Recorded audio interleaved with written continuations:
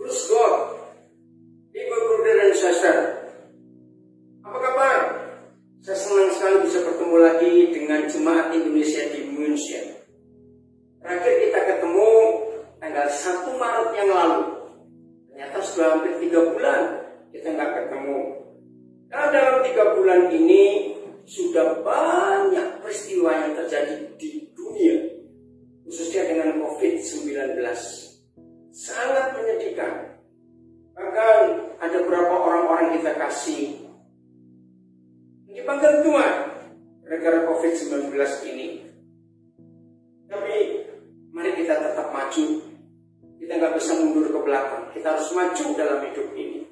Saudara dikasih Tuhan yang ada di München, ayo kita merenungkan kebenaran ini di hari Pentakosta, Pfingsten bagi orang Jerman.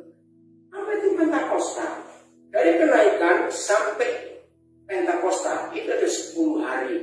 Ya, kita sudah merayakan kenaikan Tuhan Yesus berapa hari yang lalu, dan sekarang kita akan menyambut Pentakosta. Kenapa harus ada peristiwa itu? Dalam hidup gereja ada 5 peristiwa yang tercatat. 1, Bethlehem, Yesus lahir. 2, Karfreitag, Jumat Agung, penderitaan kematian Yesus kita peringati. Yang ketiga, kebangkitan Oster, ya, kemenangan yang luar biasa. Yang keempat, Himmelfahrt, Kristus naik ke surga. Dan yang kelima, itu Pentakosta.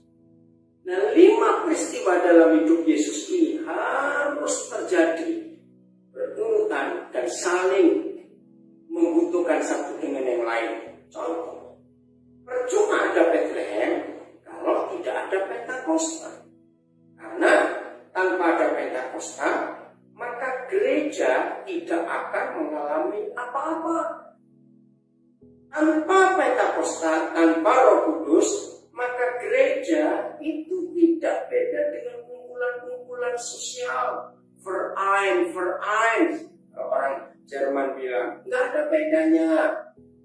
Apa yang membedakan kita dengan perkumpulan-perkumpulan yang lain? Karena Pentakosta ini. Kok bisa? Karena Tuhan Yesus sendiri yang berkata. Saya akan baca dari Yohanes pasal 16 ayat yang ke-7. Begini kata Tuhan Yesus. Ya, ini luar biasa. Hari-hari sebelum Yesus ditangkap, disalibkan, ternyata murid-murid itu tahu kalau gurunya akan meninggalkan mereka. Ya, otomatis mereka sedih dan mereka minta, "Guru, jangan pergi." Saya percaya kalau kita di situ pada hari itu, kita pun akan merasa hal yang sama. "Tuhan, jangan pergi dong Tuhan." Ayo jujur, kenapa kita menahan Yesus tetap di dunia? Maaf ya, jangan tersinggung. Karena selama ada Tuhan Yesus, hidup ini enak. Makan gratis sering-sering. Maaf, karena mujizat yang dia beri. Tapi bukan itu. Yesus berkata begini, ya Yohanes 16 ayat yang ke-7. "Namun benar yang kukatakan ini kepadamu adalah lebih berguna bagi kamu jika aku pergi." Nah, kenapa lebih berguna? Sebab jikalau aku tidak pergi, penghibur itu tidak akan datang kepadamu. Tetapi jikalau aku pergi, aku akan mengutus dia kepadamu. Saudara dikasih Tuhan, di Jemaat Indonesia di München, inilah fakta bahwa ternyata Tuhan Yesus sendiri berkata, jauh lebih berguna bagimu kalau aku ini pergi, pulang kembali ke surga. Karena kalau aku tidak pergi, penghibur itu, yaitu Roh Kudus itu, tidak akan datang kepadamu. Nah, kalau aku pergi, maka Bapa di surga akan mengutus Roh Kudus datang kepadamu dalam nama. Nah, kalau kita lihat firman ini dalam pemikiran ya, bukan secara fakta. Ternyata Roh Kudus itu jauh lebih penting fungsinya daripada Tuhan Yesus kalau tetap ada di dunia. Loh, kok bisa begitu? Nah, begini saudara kasih. Kalau Tuhan Yesus tetap di dunia sampai hari ini, saudara bayangkan, Yesus itu mungkin juga nggak bisa tua. Tapi coba bayangkan kalau ada orang yang hidup 2000 tahun yang lalu dan masih ada sampai hari ini. Maaf ya, yang takut bukan cuma anak-anak kalau ketemu orang itu, tapi yang gede-gede pun kayak kita jadi takut. Ada orang hidup 2000 tahun, ayo jujur. Nah, yang lebih penting lagi, kalau Yesus tidak pergi naik ke surga dan dia tetap Yesus dalam tubuh manusia, aduh, pasti Tuhan Yesus jadi rebutan. Kalau hari ini Yesus ada di Munchen, nggak usah bilang jauh-jauh, yang di Frankfurt gimana? Yang di Stuttgart bagaimana? Yang di Amerika, yang di Australia, yang di Indonesia, kapan ketemu Yesus? Ya, maka itu jauh lebih penting kalau dia pergi. Sebab ketika Yesus yang adalah Roh Kudus, maka dia jadi omnipresent, maha hadir, nggak dalam satu tubuh saja. Jadi bukan Roh Kudus bebas dari Yesus, tidak. Tapi Roh Kudus ini lebih bisa ditemui dan dijumpai oleh manusia seluruh dunia, nggak terbatas oleh satu tempat.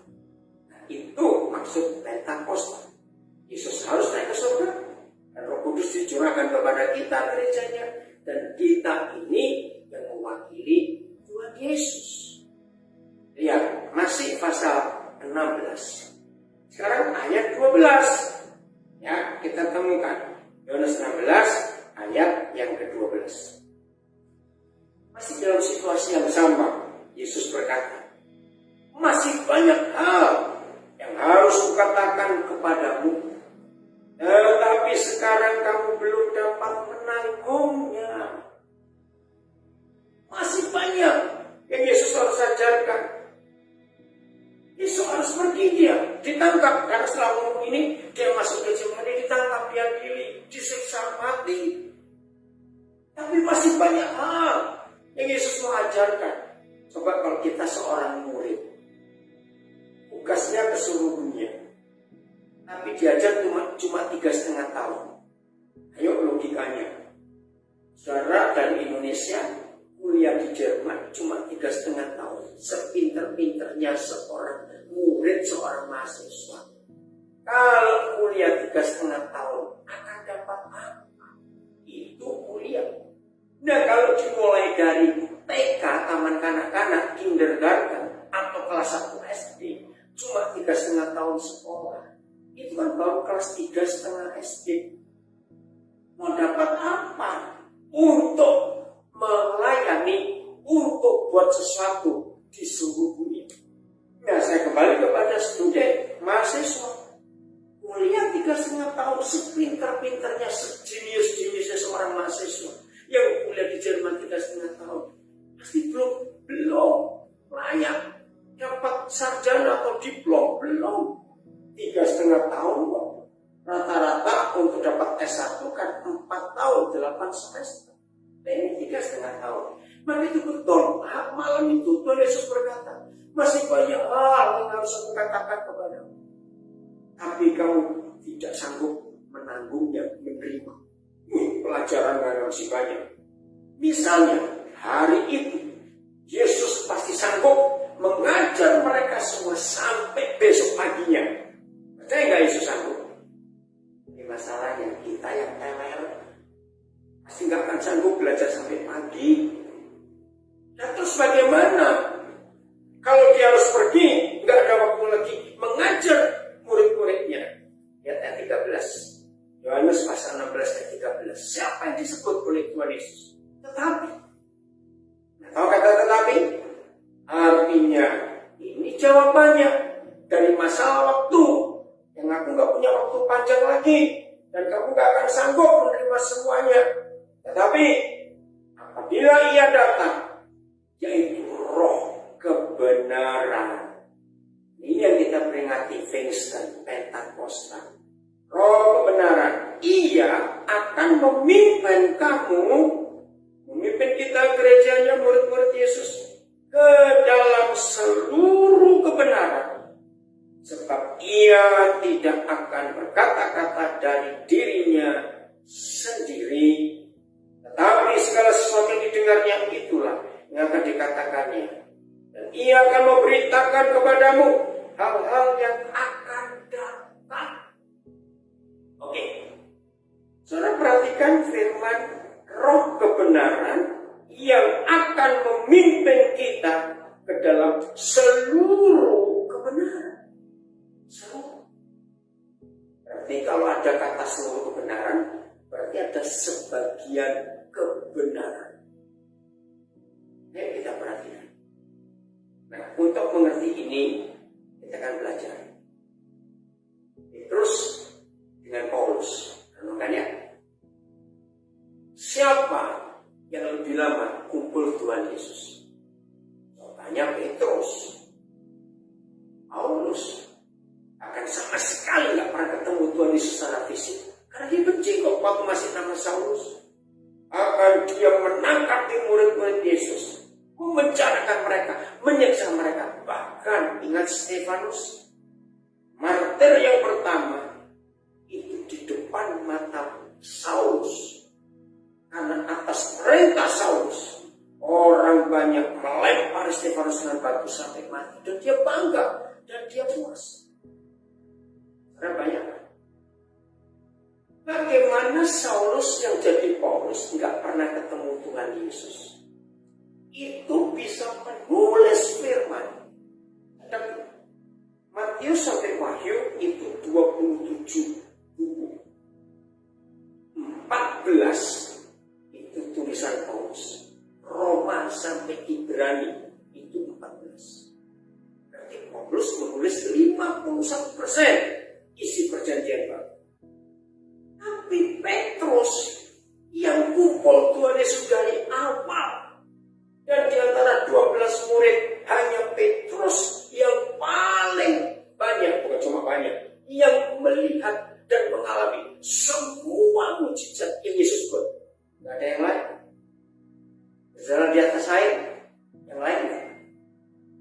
Telinga Malkus yang dipotong oleh Petrus ditembakkan lagi, Petrus yang lain. Mertua disembuhkan, cuma Petrus. Yang lain tidak. Saudara bayangkan, dari awal jadi murid Yesus sampai menikmati semua mujizat, sampai dia melihat Yesus disalibkan, Yesus dikubur, dia melihat, sampai Yesus bangkit agar dia ketemu. Maaf ya, dia cuma nulis 2 kitab, 1 Petrus dan 2 Petrus. Paulus 14. Nah, saya pernah bongkar, tapi saya bisa salah, nggak teliti, ini cuma kesimpulan umum saja. Ketika saya bongkar surat-surat Paulus, ternyata 90% yang Paulus tuliskan sebagai firman Tuhan itu belum pernah diajarkan oleh Tuhan Yesus. Itu yang saya kaget. Dari mana Paulus bisa tahu pengajaran-pengajaran tentang tubuh Kristus, karunia roh, tentang gereja, tentang diaken, tentang kedatangan Tuhan Yesus, tentang pemerintahan kerajaan damai, tentang roh jahat yang menguasai dunia, banyak lagi yang lain. Itu Tuhan Yesus belum pernah ajarkan selama dia masih ada di dunia. Dan kita tahu Tuhan Yesus gak pernah ninggalin buku atau nulis buku, gak pernah. Dan kita tahu juga Tuhan Yesus gak pernah buka sekolah lagi setelah itu. Lalu Paulus dapat dari mana rahasia firman sebanyak itu? Jawabannya ada di Yohanes 16 ayat 13. Roh kebenaran itu akan memimpin kita semua ke dalam seluruh kebenaran, bukan sebagian kebenaran. Nah, itu penting Pentakosta itu. Roh Kudus itu guru kita yang mengajarkan kita. Saya tambahkan Yohanes 14 ayat 26. Supaya kita makin kuat, makin yakin betapa hebatnya Roh Kudus itu. Yohanes 14 ayat 26. Dan Paulus mengalami ini. Dia hidup betul-betul dengan Tuhan. Dan dia taat pada Roh Kudus. Yohanes 14 ayat 26.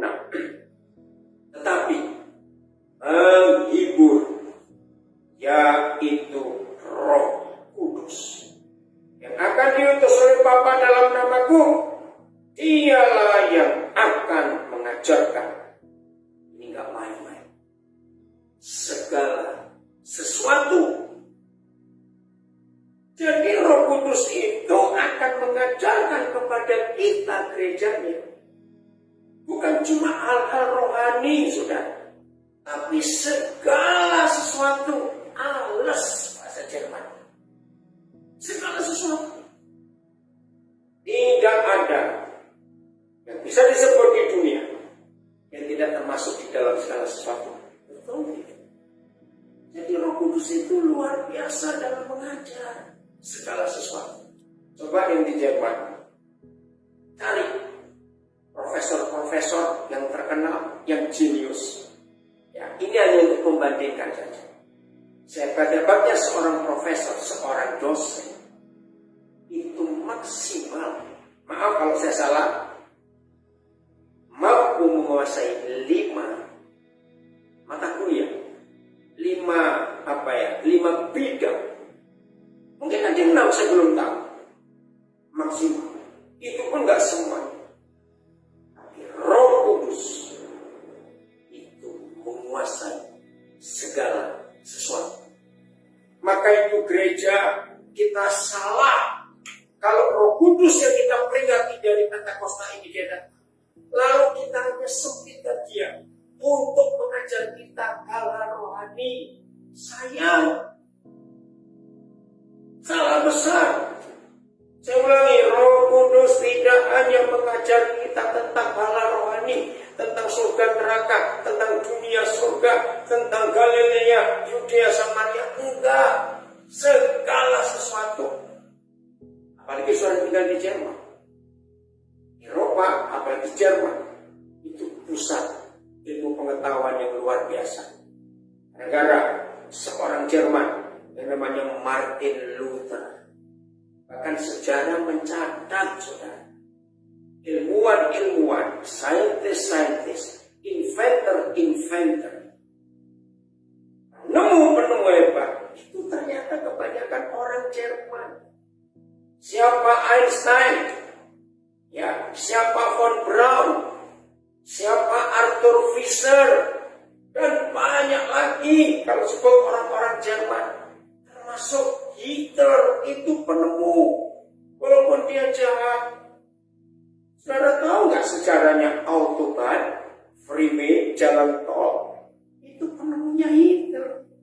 Begitu di Jerman ada jalan tol namanya A1, Autobahn A1. Kenapa disebut A1? Ya memang itu jalan tol pertama di dunia. Arthur Fischer, orang München, Bavarian, itu mengalahkan Thomas Alva Edison dalam penemuan-penemuannya. Karena lebih banyak. Maka itu salah satunya Paku Fischer. Itu orang Bavarian. Terus bangga. Nah, jadi Roh Kudus itu bisa mengajar segala sesuatu. Lihat sejarah dunia tentang Protestan. Protestan itu merubah kehidupan manusia di dunia.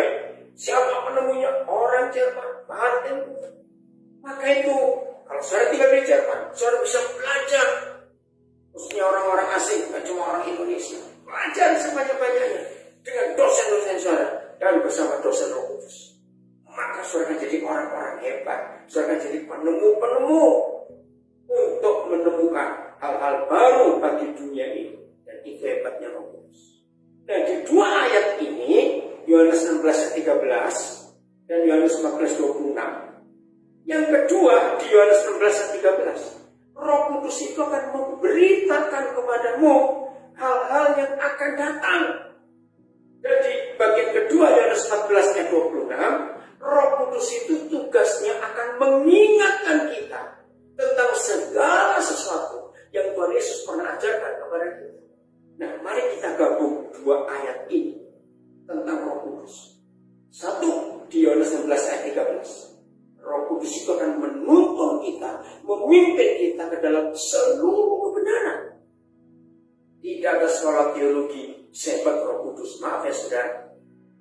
Semua sekolah teologi di dunia itu pasti punya doktrin.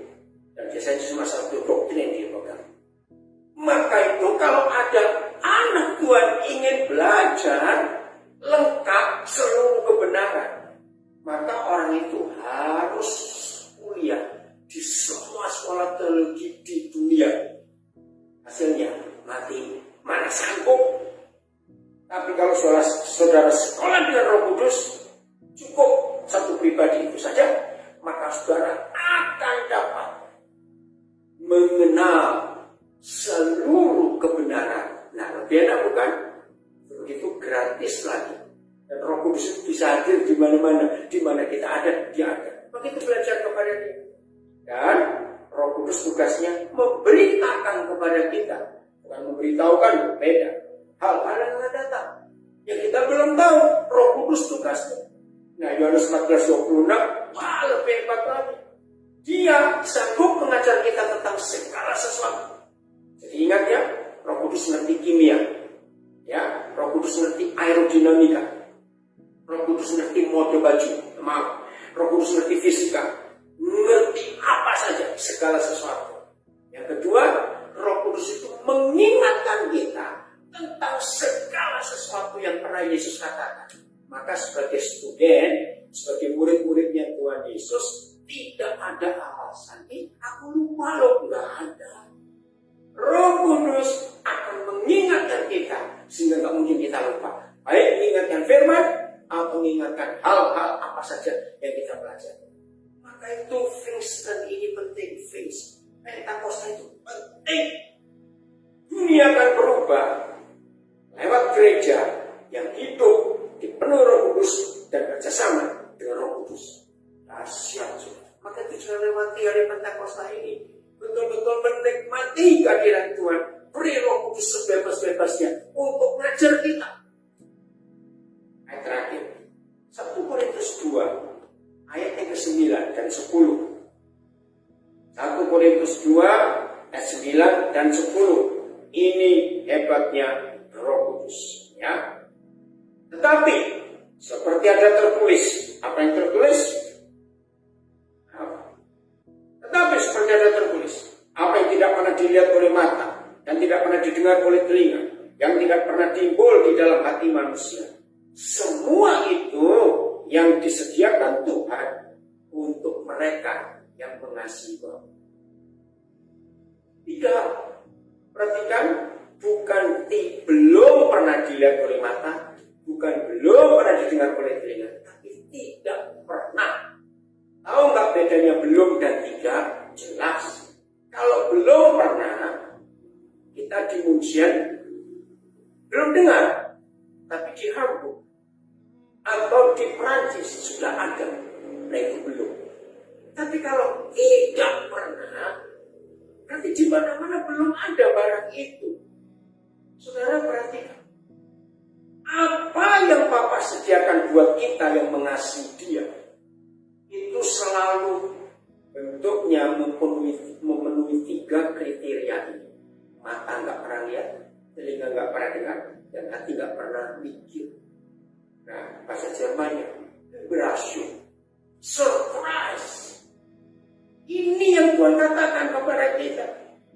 Nah, bagaimana itu bisa terjadi? Ayat 10. Karena kepada kita, kepada gerejanya, Tuhan telah menyatakannya oleh Roh. Menyatakannya apa?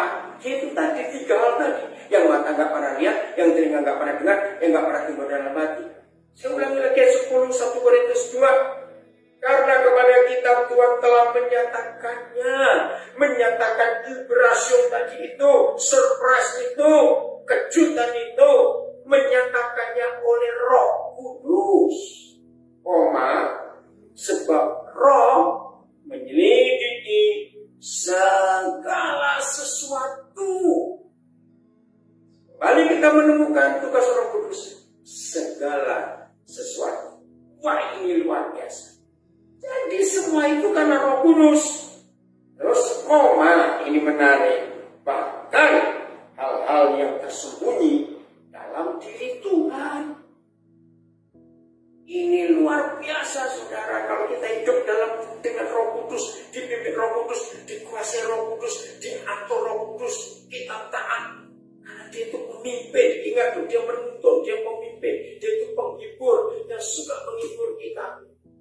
Sekarang bayangkan, apa yang terjadi pada student, pada mahasiswa, pada murid-murid, kalau diajar oleh seorang guru, oleh seorang dosen. Satu, dosen ini sanggup mengajar segala sesuatu. Dan dosen yang sama sanggup menyelidiki segala sesuatu. To teach and to search. Ya, untuk mengajar dan menyelidiki segala sesuatu. Coba bayangkan. Kira-kira student-student ini jadi apa? Mahasiswa, murid-murid jadi apa? Kalau diajar oleh seorang dosen yang mampu mengajar segala sesuatu dan mampu menyelidiki segala sesuatu.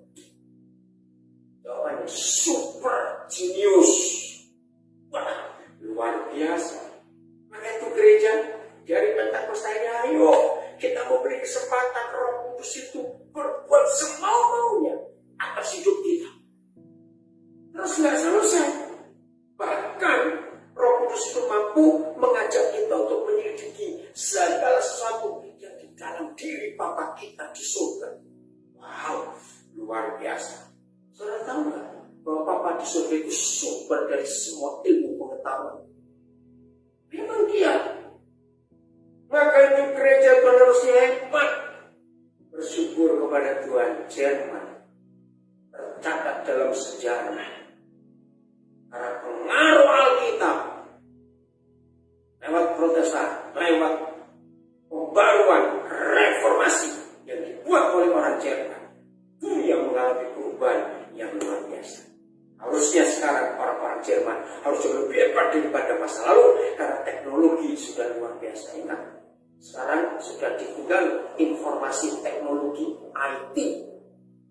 Sekarang sudah jadi DT, data teknologi, nggak informasi lagi, lebih hebat.